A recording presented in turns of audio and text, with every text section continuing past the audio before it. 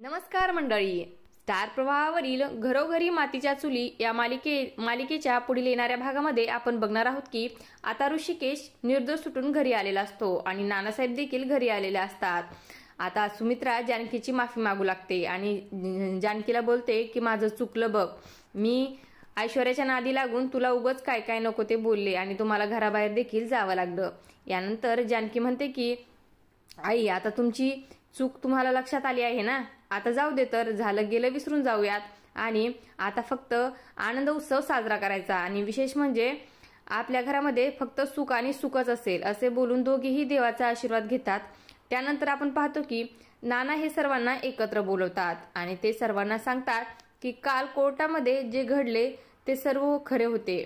मी कोर्टामध्ये प्रत्येक शब्द न शब्द खरा सांगितला, फक्त एक गोष्ट सोडून, आणि ती म्हणजे पायऱ्यावरून मला कोणीही ढकलून दिले नाही।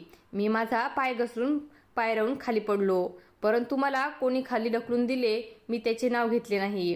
आता माझे फक्त त्या व्यक्तीला असे आव्हान आहे की त्याने स्वतःहून समोर यावे व सर्वांच्या समोर माझी माफी मागावी, आणि जर का त्या व्यक्तीने तसे केले नाही तर मग मात्र काही खरे नाही।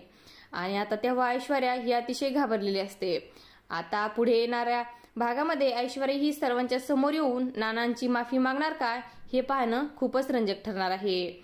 अशाच मालिकांच्या नवनवीन अपडेट्स बघण्यासाठी आपल्या चॅनेलला सबस्क्राईब करा आणि व्हिडिओ आवडला असेल तर लाईक आणि शेअर करायला विसरू नका।